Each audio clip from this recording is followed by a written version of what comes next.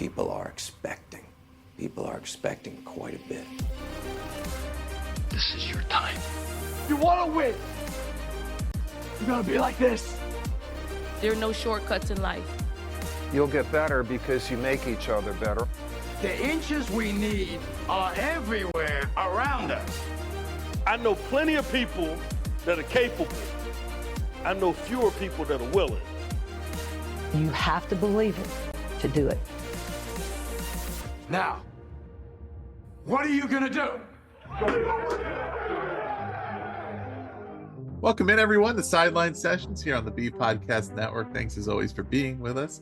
And we're going to have a great conversation upcoming here about youth sports and coaching in the youth environment, particularly in Little League Baseball. Our guest will share his experience coaching over the years as the things that he has observed, the things that have worked for him, some of the ways that he focuses on helping his athletes develop. And it'll give you a chance to hear about some strategies that might work for you. Maybe you're a parent who is interested in coaching in the present or future. Maybe you already are doing some coaching for your kids, or maybe you've even been a little afraid of it because of a lot of the dynamics that play out in youth sports, or just feeling like you're not sure how you could get involved. And I think there's going to be something here for you to think about, and the opportunities that are available in some ways to really feel like it's a positive experience. So our guest is Matt Murawski. He has been a Little League Baseball coach for more than 6 years. And like many coaches, he was inspired by amazing coaching experiences and seeing poor coaching situations for kids. He's a big fan of the player-centered approach to coaching, which we're going to talk about. Matt, thanks for being here. Yeah, absolutely, Ross. I appreciate you having me on. It's exciting I think youth sports represents such a great opportunity, right? For, of course, primarily the youth, but also for our community and for the parents and the coaches that you're talking about, or the budding coaches. So excited to chop it up a little bit. Yeah, it can and should be lots of fun for all involved. So I think our conversation will illustrate some of the ways to make sure that happens. From your perspective, what inspired you to get involved with coaching? Yeah, sure. So, I mean, it was kind of a winding piece, but basically growing up in sports and having positive experiences, and actually having a father. My father was lucky enough to have as a coach, and then he went on to coach at the high school level and be a batting coach, and just saw. So I had it really modeled really well and knew it was there. And then also just saw the benefits, right? Like I benefited, but also have kind of grown up and saw how much of an impact he had on those that he coached and weren't not on my team. So kind of just seeing that connection and that impact that you can make really was something that kind of like initially probably got me excited about it. I actually then candidly, like when my kids started to get into sports, I have 2 boys, and you're doing that. I was one of those reluctant coaches that you kind of addressed that could be in this audience, right? And I think I did kind of sit back with my oldest first got in there, but then I realized not that I could do it better, but I realized that it was definitely something in my capacity. And I did see a couple poor coaching moments that really kind of the fun wasn't there for not all the kids. A couple of kids were benefiting from the fun, but not all. And I knew that that's something that I could do. I could cure that part of that. So what about the sport of baseball? How did you determine that was the sport that you would coach? Did your kids play a couple different ones? Is baseball their main focus? Was that just a sport that you played and knew a lot about? How did you make that decision? Sure. Yeah. I mean, so I am one of those folks that just loves the sport of baseball. So that was one part of the equation, but really was just out of like what my children were involved in and already participating in. And I think it did help, though, that I played through high school. And as I mentioned, my dad coached all the way to a high school level as well. So I had confidence around this sport as well. But I think also one of the things that I learned, and I think this would be important for others, is like there was other very effective coaches that did not have that same background. And so I think a lot of the coaching is, yes, you need to understand the game. You need to know how it is to be act in the game, the dynamics of that, and the techniques and the skills. But also, especially when we talk about youth sports, you can also surround yourselves with those that have that and pick that up. And I think if anything, so much of the game and helping today's youth, and maybe it's always been part of it, but it's really like that mental side of it, and kind of how people are how the kids are navigating that sport, how they're navigating being a part of a team. There's so much of that and so much that you can just show just in the level of being prepared, no matter what the sport is, and you can still excel. But that essentially, yeah, I got into baseball because kids were signed up for it. I knew enough to be dangerous, and I knew I could impart some stuff. But as I learned, like a lot of it is like learning from the youth, the kids themselves, Right. and just kind of being adaptive. Something that's changed quite a bit, I think, in today's world. In my youth, playing a variety of different sports, observed that who was successful as a youth coach, meaning in terms of providing a great experience for the kids and having everyone feel like they had an opportunity to learn the sport, to participate and all of that. It was not necessarily always correlated with what their personal experience with the sport was. I think in particular at that time, let's say in the 90s, right? Playing soccer, for example. When the adults at that time who were coaching the teams, there were not a lot of youth soccer programs when they were kids. So a lot of them had never played the sport. They might have had an interest in it or not, right? But they got involved. Sports like baseball, maybe the coaches were more likely to have played, or basketball, but maybe they only played it as a youth, right? And doesn't necessarily mean they played in high school, college, pro, but having an interest in one, I think identifying what are the real goals here? What is the reason why we participate in youth sports? Learning what you need to learn, not continuing to be willfully ignorant about the rules and strategies of the sport. But of course, you can have assistant coaches, you can go and do some training and learn more about it. I had another guest that'll be part of this season who talks about, he's the commissioner of the local basketball police athletic league, and they've implemented training for the coaches at the beginning of the season. And so they can go through some of that, right? And a lot of that, I'm sure, is about just how to run a team and how to work with youth and all of that. And in addition to the basketball stuff, but to say, look, you don't have to be a professional at this, but there's a way for us to make everybody feel like it shouldn't be an impediment because you don't feel like you're an expert at the sport. The most important thing is wanting to do it, wanting to provide a good experience for the kids, and being committed to that, I would think. Absolutely. I think 100%, like knowing that you want to make an impact on the experience for the kids. Like so much of us, so if we stick within youth sports, a lot of that has been parents have signed their kids up, and they have that with the aspiration of like what they want out of that experience is for the game to teach them lessons. They want to learn the lessons that are important that you learn in a team environment, right? And so then the role of the coach is to really just kind of help facilitate that. Skills are certainly important, right? Knowing the foundational skills that your athletes will need is totally important. But like you said, I think you can kind of learn and seek that out. You can with assistance or just learning on your own. And you can always be ahead of it. But so much of what we're really trying to talk about with the youth and what they want is just positive. We want them to be having fun and learning the lessons that the game just naturally teaches, and that being in a team naturally teaches. You want to facilitate those things so that you can really unlock that fun and they can see that that is the win. Now, conversely, I'm not saying like coaches, of course, are focused on wanting to win. That creates happiness. I would say, like coaches, though, we all know that we need to have something higher, a higher purpose than a win, because you don't win all the games. Sometimes that's just not a reality.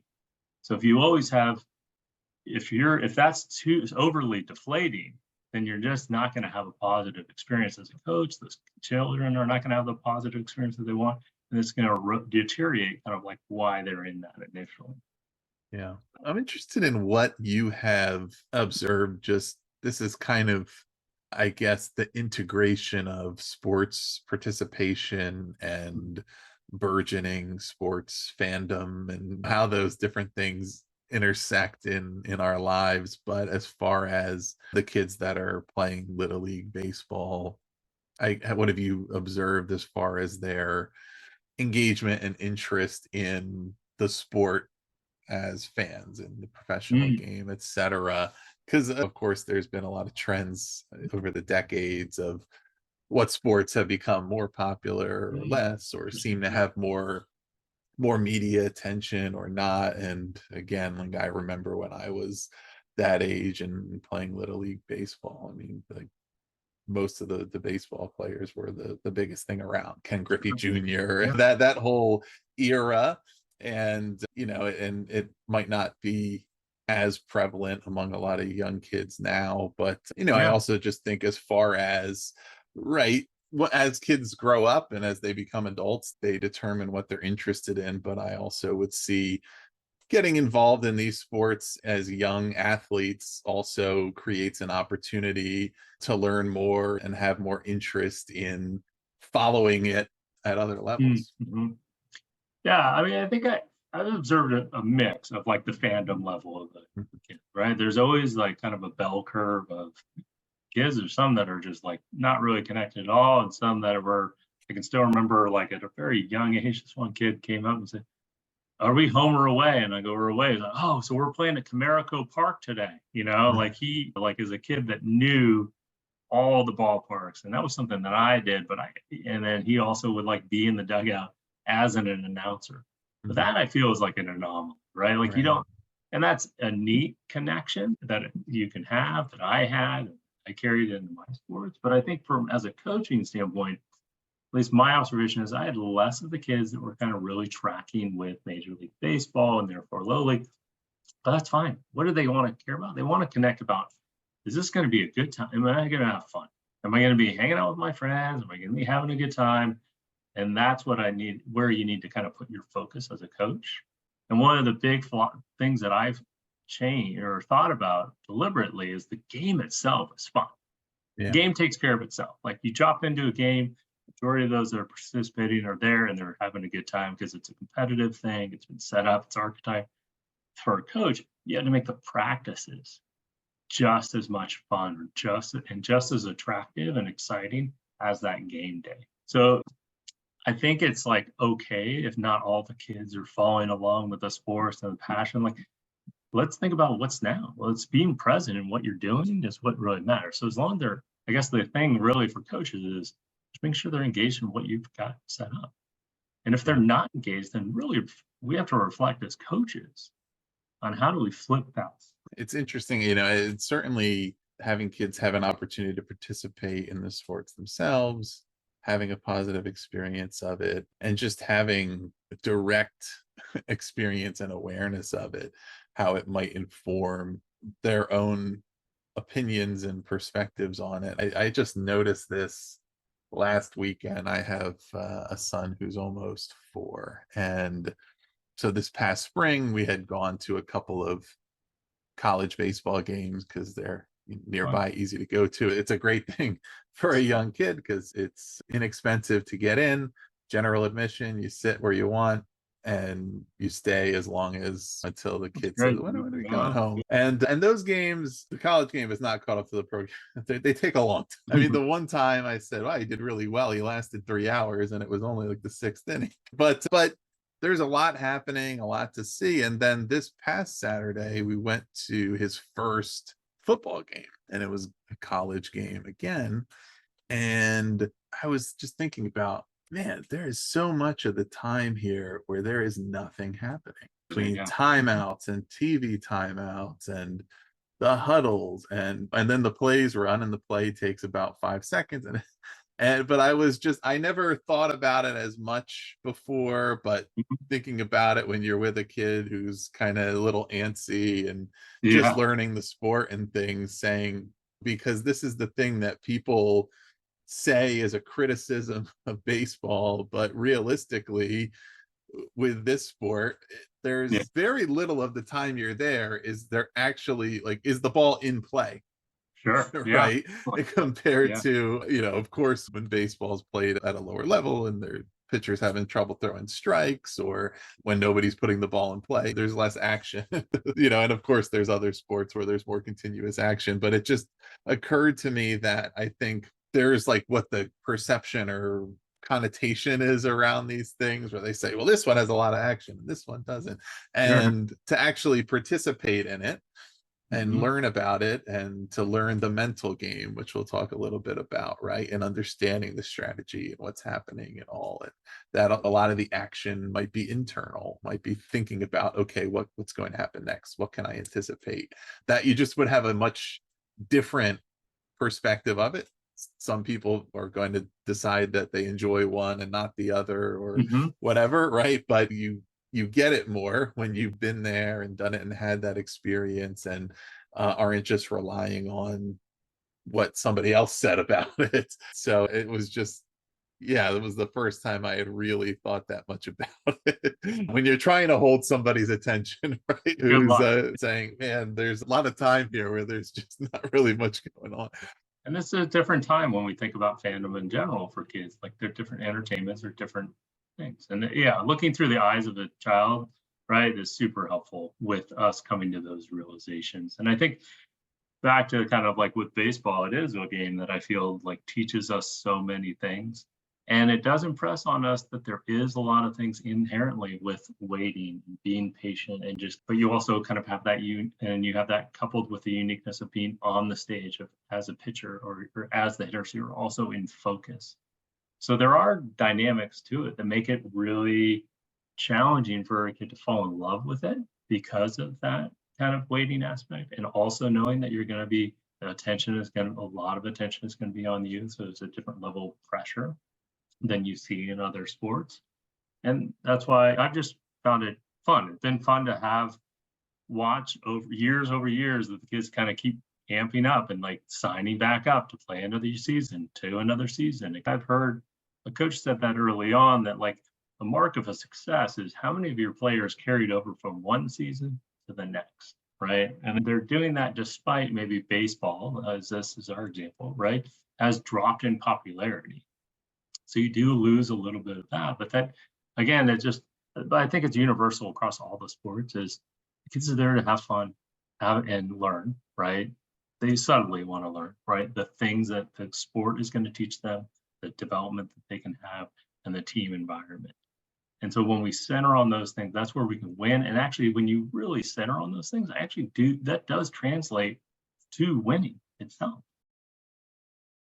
Unique among team sports in the way that everyone will have their opportunity, right? A sport like a basketball, a soccer, there's a lot of sports where, if performed in one way, the ball and the action can be dominated by just a few players. And especially in youth, there's a couple of kids who are probably a lot better than everyone else, and the other kids may not have as many opportunities. In baseball, when it's your turn to bat, it's your turn to bat. And it's one of the things that sometimes is used as an explanatory factor of why sometimes it's harder for a casual fan to have interest in a game, because when it's the last second of a basketball game, the best player is going to get the ball and have a chance. And when it's the ninth inning of a baseball game, the manager can't just say, okay, I'm sending up my best guy, whoever's up is up. But from a player's perspective, it's okay, when it's your turn, and it's part of a team game. But everybody who's in the lineup, when the ball hits you, it hits you. Nobody can prevent that. What have you observed in the youth sports dynamics and landscape as you've been coaching over these years? Of course, there's a lot of things that people hear about, and whether they've experienced them directly or not, as far as the challenges with how parents get involved in ways that are or are not super appropriate, and between officials, right? And all these, the people who are really important to making sure that those programs happen, the volunteers who are filling all those roles, right? And when I mentioned some of the fears for some people getting involved, for some people that might just mean, well, I don't really know that much about the sport, so how can I do it? For other people, it might be, I do not want to be the one who's getting yelled at by parents, or that sort of thing. But you've had direct experience. So like, what has your experience been actually being in it versus what people might hear about? You're right. I mean, youth sports definitely has connotations that come up to us where we get a little bit worried about the parents are involved. And of course, yes, parents are oftentimes what is the challenge for teachers, challenge for sport, coaches, all that, definitely. So I think it's not, I wouldn't go in and just be Pollyanna-ish about it and say it's not going to happen. But I have been very lucky in the fact that I've gotten a lot of support from the parents. And I think that happens when you've got a strong coaching culture that is focused on their children having a good time, getting better, making sure that they have success. But you do have to be ready. And I think that's something that coaches have to be ready to do, is to have direct conversations with folks on what flies and what won't fly, how you're going to talk to the players on your team. There's certain moments that I do remember in a baseball, one of our games, and some of the parents were starting to chirp a little bit at the umpire. And I asked one of my assistants, hey, can you go, hey, talk to them and let them know, like, roll that back. Like, that's not cool. It's 14 years old that they're giving a hard time to. And my assistant froze up. Like, he's just, and I was like, oh, okay, fair enough. Like, I took up the level of the head coach. If you're not comfortable, that's fine. I got no problem going over there. And they just had to, like, make a statement, wait, let them kind of respond, and then boom, but shut it down, right? And then just make sure, like, moving forward, it's not going to happen. Same thing with the kids. Like, I think about this a lot. One of the things that I think is really important for us to coach for the kids as well is how they act, how coaches act during practice and how coaches act during the game. And same thing for a player. You can come in with certain attitude. You need to come in with an attitude of practice and game that's slightly different and nuanced. And when it comes to the game, what I talk about is it's all about encouragement. We're all in the heat of battle. You're in the heat of battle. There's a lot of things that are going on, and there's a range of emotions that are a little going to be heightened than they are in practice, and all good.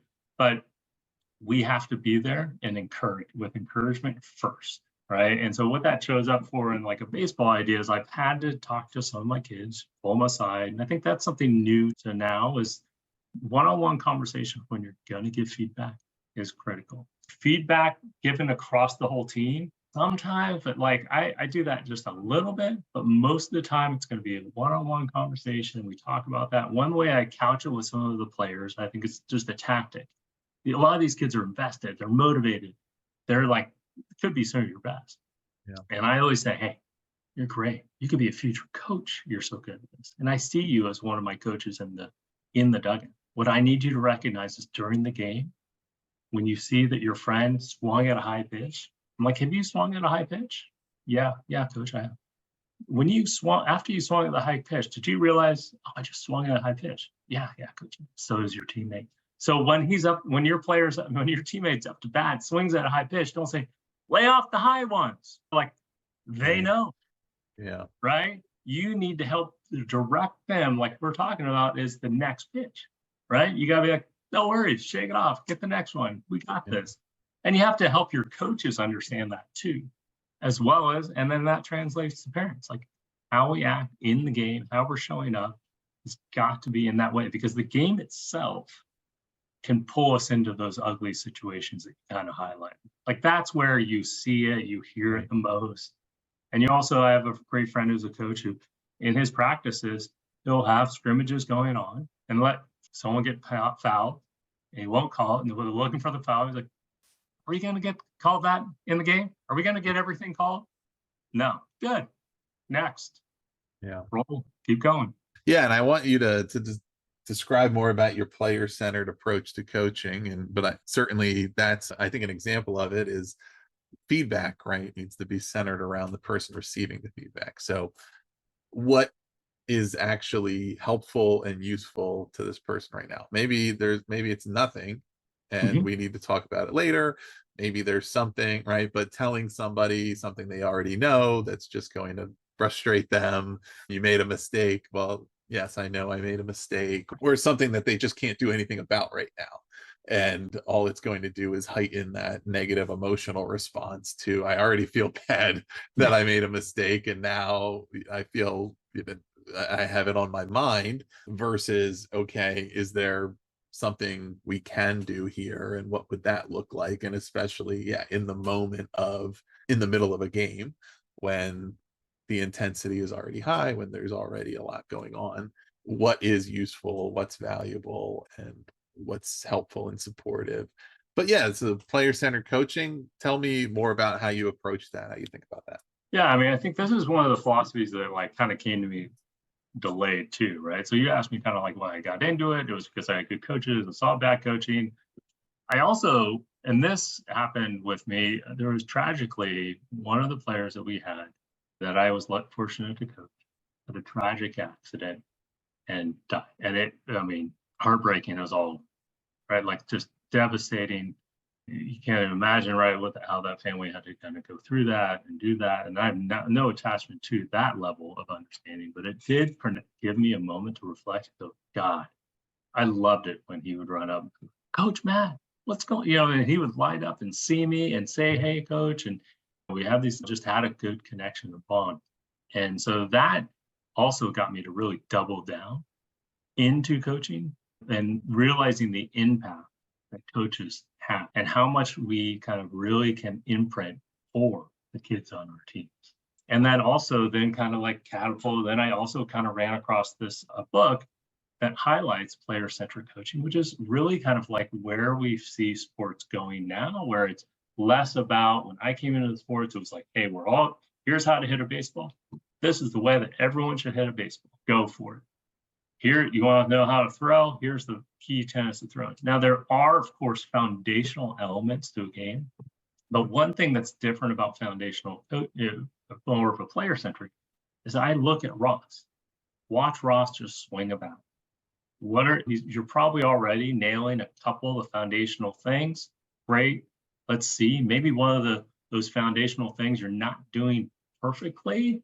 Let's see if that's really an issue, right? Like some of it is just allowing Ross to use your natural ability and create some choice for you to like not break all the rules, but bend rules that make sense for you, right? And who you are as an athlete. And we can so that's kind of like a thing that I think is different. So then batting exercises are a little bit different in that example, but it also shows up with pitching. Again, there's some key things that we're kind of looking for, and there's clues on where we would direct folks, but letting the player just kind of develop that way is great. And then over time, what I've learned is when you go in with that philosophy with those kids, even when it all depends on their age. But first, let them show up the way that they know they can, see how successful they are, build some trust with them. And then once you've got that trust, then you can start saying, hey, do you mind just trying this out? I know trying something new is always a little weird, and I appreciate it, but we're at practice. Practice is all about preparation. I can talk about that, but like doing your best is really around preparation. Like, let's just try this out and see what's same or different. Better, same, worse. And that's how you can kind of like, that's just one example of like how we were taught before. The other example I talked about in the dugout is like a lot of it was like directing everything specifically at the group. You still have to do that, but a lot of that, most of that, you continue to focus around praise, recognition, calling out individuals for things that you recognized and saw in a group setting. But individually, it's like working through those feedback things. It's also understanding that you're developing not just a team, but you're really developing each individual and who they are as a player, but also as a person. And that's been a different thing, I think, also, where when I was a kid in baseball, it was just starting, where it was like talking about visualization and things like that. But like so much of that has proven to be effective as far as like, and I cover things with my kids, like on how to do some breathing techniques, doing some visualization, training, those types of things. I guess part of being player-centered would also, I mean, it's about, right, the way you communicate and the perspective taking and putting it in a way that is relevant to the person you're talking to. And sometimes accommodating and adapting to who they are and what they're interested in and what their strengths are, and also when you see other opportunities, helping them to understand that, right? Because you might see, I mean, I had a coach once who I think never forgave me for not being a pitcher. I'm 6'5", and in high school, I probably entered high school around 6'3" and grew to 6'5". So, and at the time, and I had never really been a pitcher. I was more of a power hitter, first base type. And at the time, I don't think I totally understood that the, I guess, advantages of height to pitching. I mean, I had always been a fan of the game, but I just think it wasn't something. But it was never really explained, or there was never any saying, well, how about if we try to really approach it, because it could. Now, I don't think that was ever going to be my path anyway, but it was the kind of thing where it was like a new coach came in, said, do you pitch? I said, no, I really don't. And then there were maybe some half-hearted attempts at it, but it was just, I think after that X was put through that, there was not really ever an interest in the player that I was. And it's like, well, these are the things that I can do and do well. And also, to your example about the hit, I had a very different style of hitting than the hit down on the ball, like the middle infielder style. That wasn't how I played, and as those kind of things to say. And that happens at that was not a youth level, that was a little higher level, but the same kind of things of saying, one, certainly, if you have expertise in the sport, you may recognize an opportunity that the player doesn't, but you have to make them see that opportunity and be interested in it and see, like, and there is a way to do that, to see it through their eyes and why this might be something they could be really good at. But also, what are their strengths, or what does work for them? If there's something that's clearly not working, then address it. But if it's working, there's plenty of unconventional approaches out there, but there's also just total variance, where if you watch a game, whatever the sport is, you're going to see different players forming the same action who have very different ways of going about it. For kids, you have to abandon that, because they can always, if they are watching sports, they'll find the example of like, well, they're doing it, I can do that. And they're right. Like, they need to also, and kids, I think, do this better now than we were. They always should ask why. The coach is asking you to do something, you should always be able to ask why, and they should come up with, we should be armed with a question, the response that's suitable. And then to lean into the individualized piece, to give a shared tactic that I ran across. This was done by like a teacher to their students, but like it can be adapted for coaches, where it says, and I do this I do an intake form with all my players in advance, just to kind of get to know them. And I'm getting to know them with like, how do they feel about their skills? What are the positions that they like to play? What do they like to do in practice? Like, trying to understand each of them on an individual level. And I give them the form, kind of do on their own, come back to me, and we'll talk to them about it. And it's fun too. Like, one of my big things, I talk about the mental preparation piece. I ask, what's your walk-up song? So I want all the kids to share with me a walk-up song, because a walk-up song and way that you're coming to bat really does impact your impression, how well you do at bat. But there's fun parts. There's talking about skill, practical, trying to figure out what they do for practice. But down to this question, I say, what's one thing I wish my coaches knew about me that would help them coach me better? And you get ranging things, but every season I get two to three responses that I go, thank God I asked this question, right?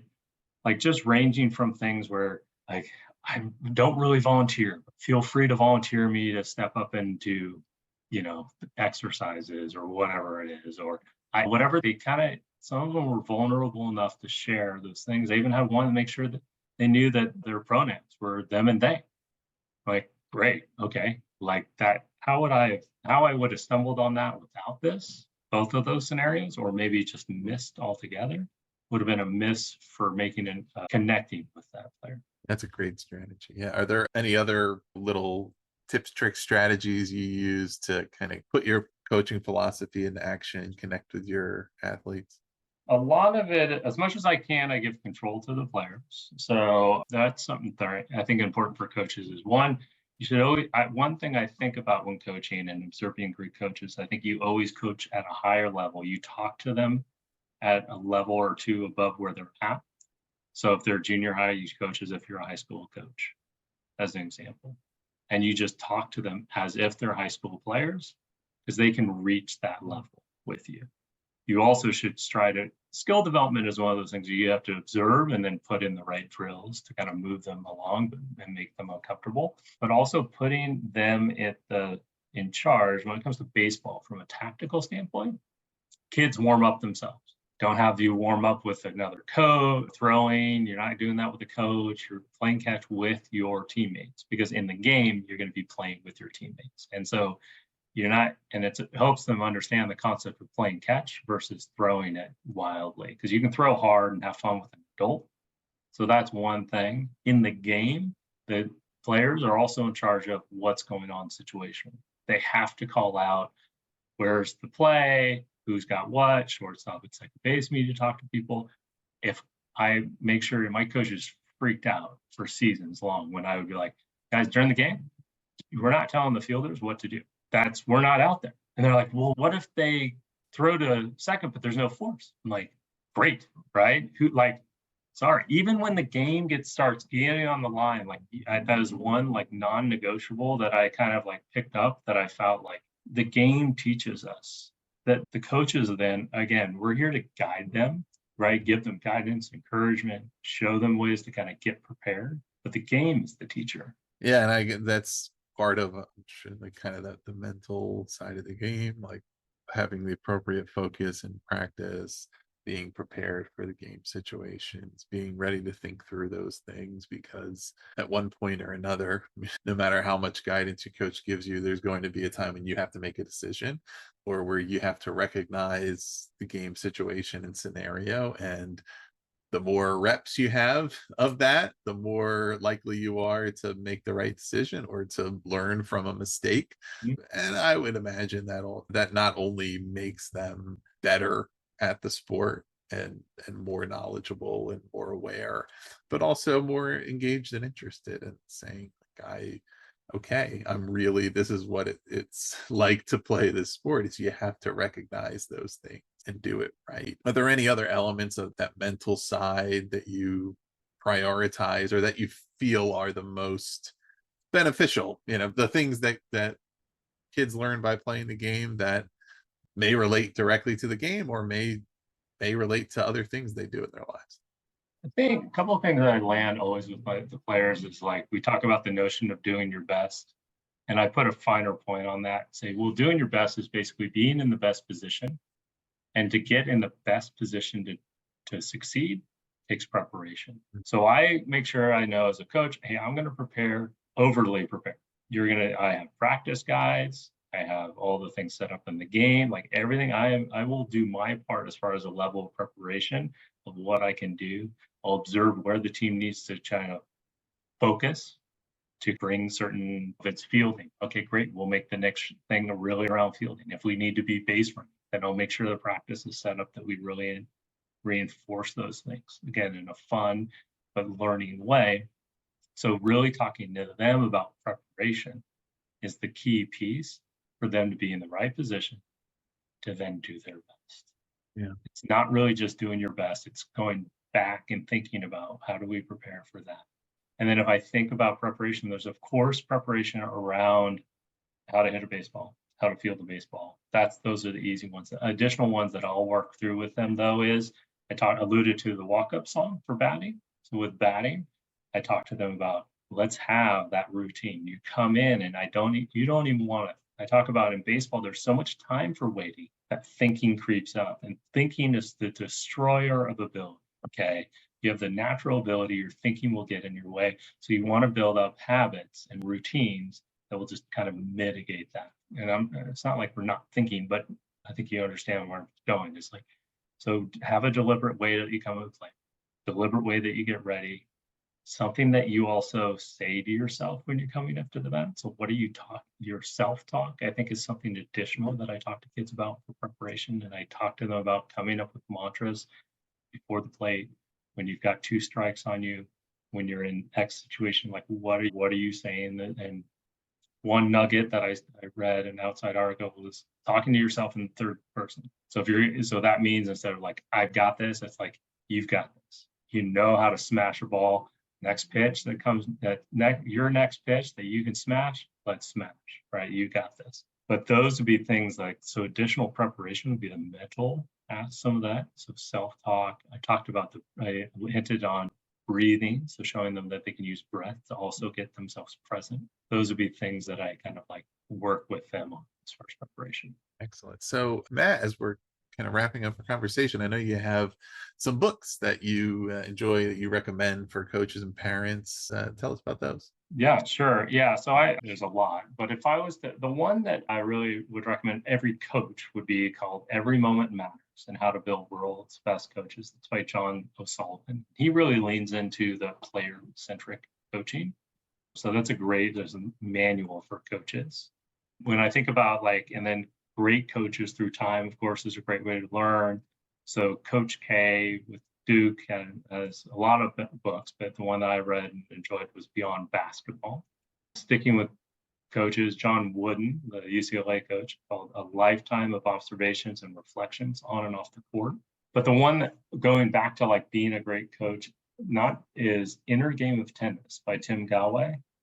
Have you run across that one before? I have. So that's one that I listen to before every season to remind myself the balance of ability and the two sides of kind of where we're going. Because that, I think, coaching that, making that awareness, and some players are mature enough that actually turn them on to books like that, or books like the one John McPhee wrote around basketball. He wrote A Sense of Where You Are, of profile of Bill Bradley. That's also fun. I think directing kids to resources is for the right kids, those big fans, having them see a great player like Freddie Freeman hitting off a batting tee. That's great.